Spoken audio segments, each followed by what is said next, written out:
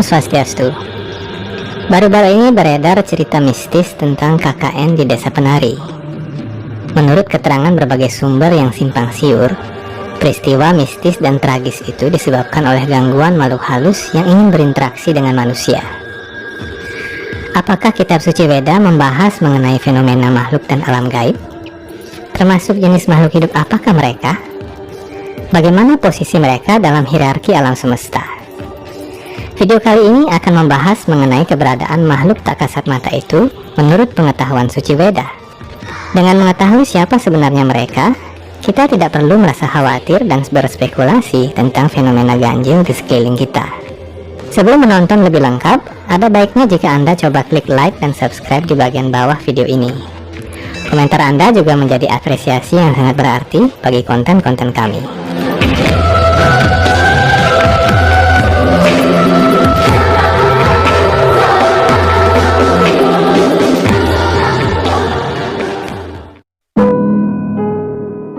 Apakah sebenarnya makhluk halus menurut pengetahuan suci Weda?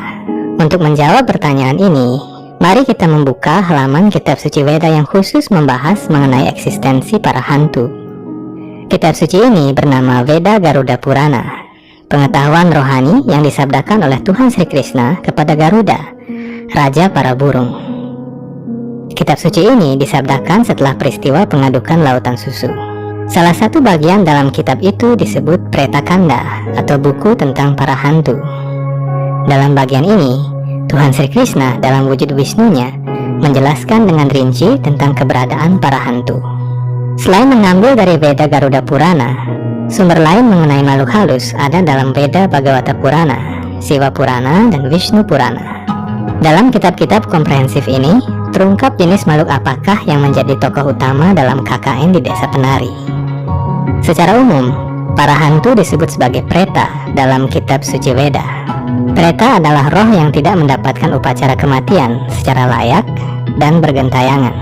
Dalam Garuda Purana, preta adalah golongan hantu yang gemar mengganggu sanak keluarga mereka karena meninggal secara tidak wajar. Orang-orang yang meninggal karena bunuh diri atau meninggal karena dibunuh, kecelakaan, jatuh, tenggelam, atau sebab-sebab tak wajar lainnya akan menjadi preta karena meninggal tidak pada waktunya. Biasanya, sanak keluarganya akan membuatkan sebuah upacara kematian untuk membantu preta mendapatkan badan pitra atau badan leluhur agar dapat memulai perjalanannya menuju pengadilan Yamaraja atau Yamadipati. Dinyatakan bahwa apabila seseorang meninggal secara tidak wajar, sanak keluarganya harus mengundang para orang suci dan membacakan ayat-ayat suci Weda Bhagavad Gita terus-menerus. Dengan cara itu, hantu dapat dibebaskan dari wujud badan yang mengerikan. Orang yang melakukan dosa besar seperti meracuni orang lain, korupsi, membunuh janin, dan menghina kitab suci Weda akan lahir menjadi preta. Preta yang tidak mendapatkan penyucian mengembara di atmosfer bumi dan turun di saat tengah hari, senja hari, dan tengah malam. Karena itu, waktu-waktu tersebut tidak baik untuk memulai perjalanan. Jenis preta yang sangat mengerikan disebut pisaca, yang biasanya mendiami hutan-hutan, pegunungan yang sunyi, lembah-lembah, atau tempat yang rimbun.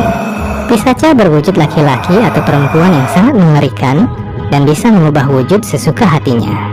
Orang-orang pada zaman dahulu mengenal para pisaca ini sebagai Banaspati.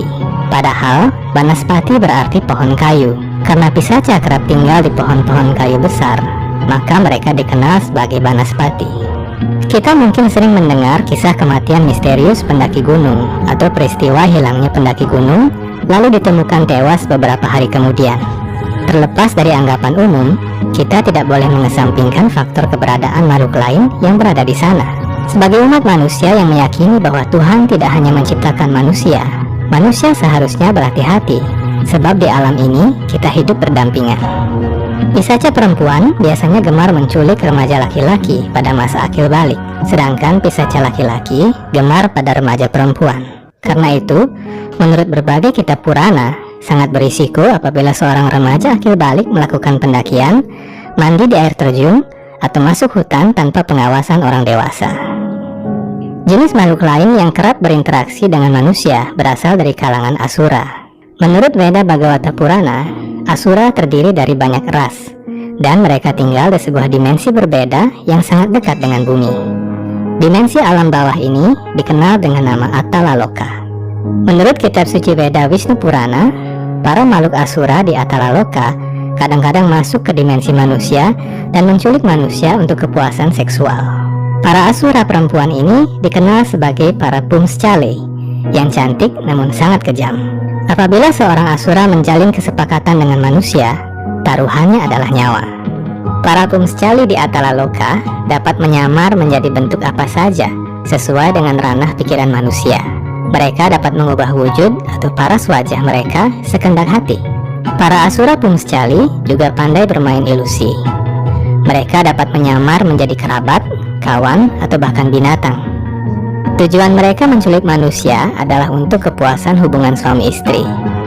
Jadi, apabila ada kisah penculikan manusia demi tujuan-tujuan seperti itu, kita dapat mengenali bahwa itu adalah tipikal penculikan oleh para Asura Pumschale. Jenis makhluk menyeramkan lain adalah Vetala, yang kita kenal dengan istilah vampir. Kitab suci Veda menyebutkan Vetala adalah hantu yang masuk ke dalam jenazah menjadi mayat hidup. Oleh karena itu, kitab suci Veda menganjurkan pembakaran jenazah. Di Indonesia, salah satu jenis Vetala dikenal sebagai jenglot. Walaupun belum ada penelitian ilmiah lebih lanjut mengenai jenglot, ciri-cirinya menunjukkan bahwa makhluk tersebut termasuk dalam golongan Vetala.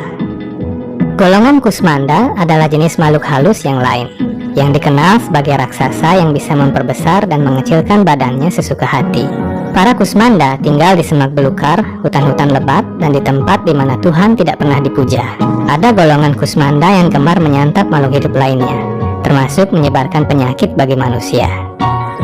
Anda yang menyukai film mistis pasti mengenal Mak Lampir. Mak Lampir adalah salah satu makhluk dalam golongan Yatudana, atau penyihir perempuan. Salah satu jenis penyihir perempuan disebut Kecari, yang bisa terbang dengan menggunakan ranting pohon atau melompat dari satu ranting ke ranting lainnya.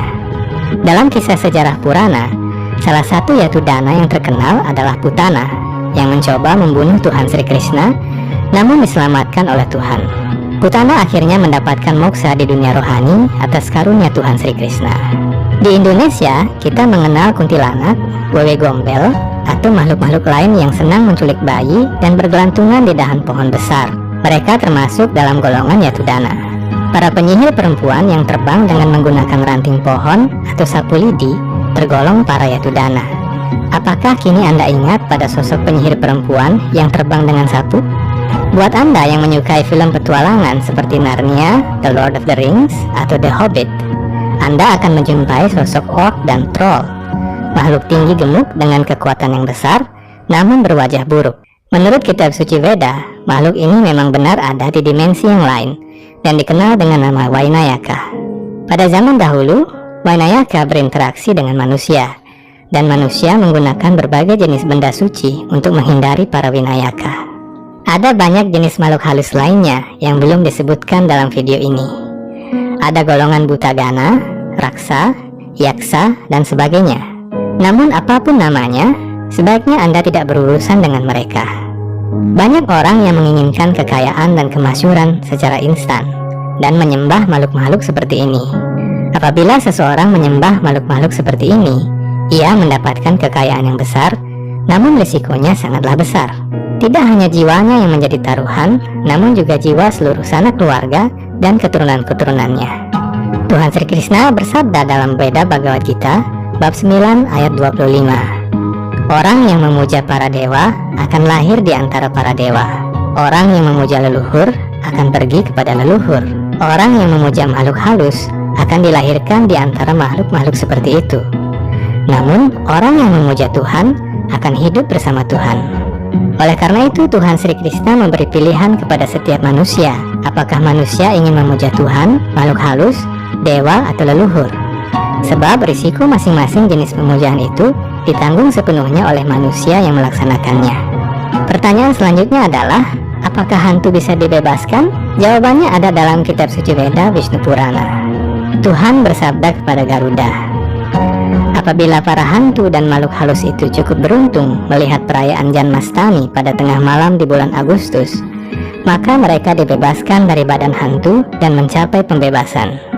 Dalam ayat Vishnu Purana ini, yang dikutip dalam kitab Hari Bhakti Vilasa, kita dapat melihat betapa beruntungnya seseorang yang melaksanakan hari suci Krishna Janmastami di bulan Agustus. Perayaan ini tidak hanya muncul bagi manusia, namun juga bagi para hantu yang ingin mendapatkan pembebasan. Kemudian dinyatakan dalam kitab yang sama, Tuhan Sri Krishna bersabda, apabila para hantu mendengar pengucapan nama suci Tuhan, mendapatkan sisa makanan yang telah dipersembahkan kepada Tuhan, dan mendengar ayat-ayat suci Veda Bhagavad Gita dikumandangkan di satu tempat, maka dia akan terbebas dari badan hantu yang mengerikan itu. Demikian penjelasan kitab suci Veda tentang makhluk halus dan hantu.